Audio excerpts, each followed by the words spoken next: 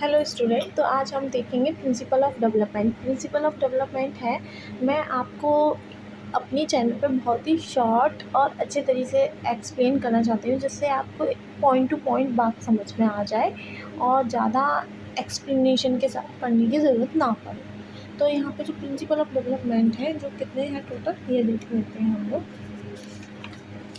ये हमारे 11 है प्रिंसिपल ऑफ डेवलपमेंट। ठीक है, 11 में कौन कौन से हैं?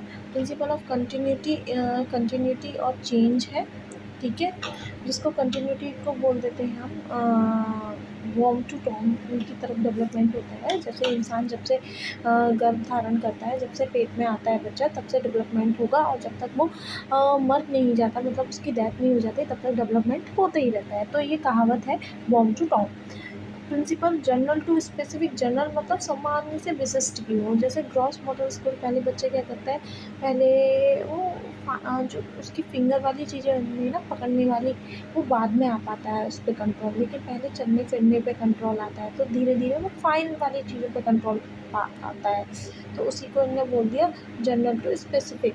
इन्हें यहाँ बोला है, यहाँ पे होल पार्ट, पहले बच्चा जनरल रिस्पॉन्स देता है, फिर स्पेसिफिक भी जानने लगता है। यहाँ पे प्रिंसिपल ऑफ प्रेडिक्टिविटी। प्रेडिक्टिविटी क्या बताता है? प्रेडिक्टिविटी यही बताता है, कुछ जो डेवलपमेंट होते हैं उनको हम प्रेडिक्ट कर सकते हैं, कि जैसे बच्चा पहले घुटनों से चलेगा, फिर बाद में उसके बाद ही वो चल पाएगा, इस तरीके का रहता है।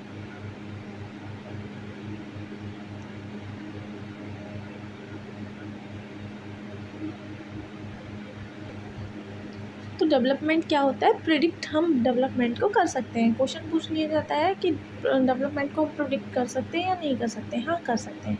कि बच्चा पहले चलेगा, कैसे चलेगा, घुटनों से चलता है, फिर पैरों से चलता है, इस तरीके का, एक तरीके से हम प्रिडिक्ट कर सकते हैं कुछ हद तक। हाँ, अब क्या है, डेवलपमेंट ऑफ इंडिविजुअल डिफरेंस। हाँ, हर किसी में डिफरेंस होता है। कोई बच्चा किसी चीज़ को 2 साल पे सीख लेता है, वहीं दूसरा बच्चा उस चीज़ को 3 साल पे सीखता है।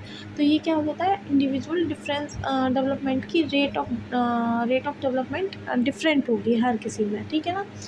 फिर यहाँ पे आता है principle of direction. Principle of direction क्या होता है? डेवलपमेंट एक सेफ्लोकॉर्डल तरीके से होता है, प्रोमोक्सियल तरीके से होता है। जो सेफ्लोकॉर्डल डेवलपमेंट होता है, उसको हम हेड टू टॉय कह देते हैं। सेफ्लोकॉर्डल से ध्यान रखना है इसको, अगर निमोनिक बनाना चाहो इस तरीके से बना सकते हो। सेफ्लोकॉर्डल, सेफ्लो मतलब सी से शुरू हो रहा है, याद रखना, सर। ठीक है, तो सर से पैर की तरफ, तो सी से सर से पैर की तरफ। प्रोमोक्सियल डेवलपमेंट होता है centre. Centre means heart to, centre means ये समझ के रखो, हार्ट टू अदर पार्ट्स। तो ये हो गया सेंटर टू पेरीफेरी। ओके। फिर यहाँ पे आता है principle of integration. Integration means होता है कि हमारे जो हाथ पैर दिमाग सबका एक साथ काम करना, एक साथ काम करना, उसको हम क्या कह देते हैं?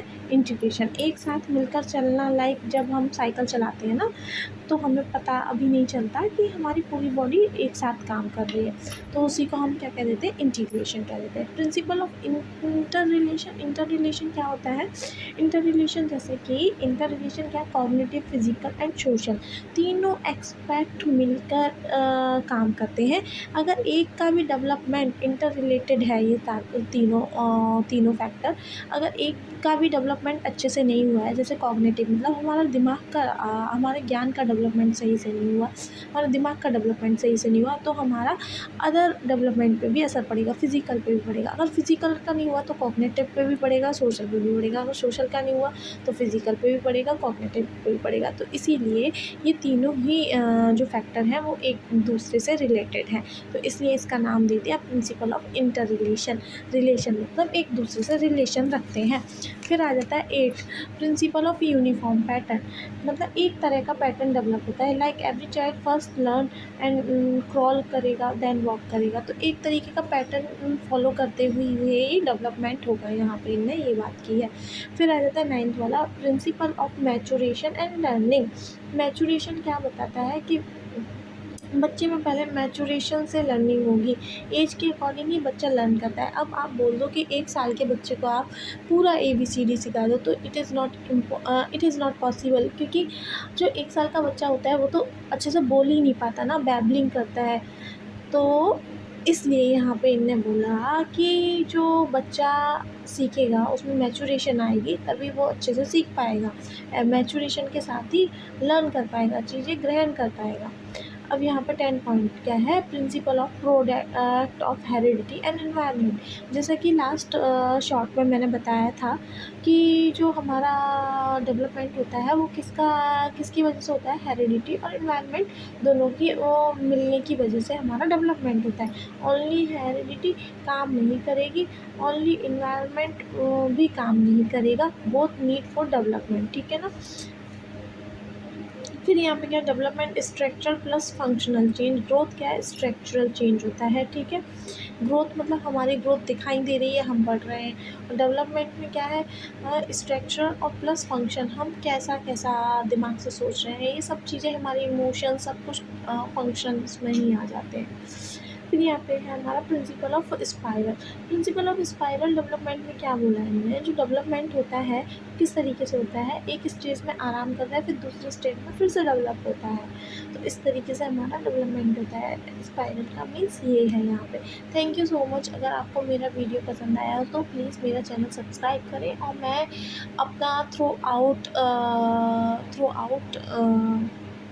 आपको वीडियो शेयर करूँगी, और बहुत ही शॉर्ट एक्सप्लेनेशन के साथ शेयर करूँगी, जो कि आपको टू द पॉइंट बात समझ में आ जाए। Thank you so much.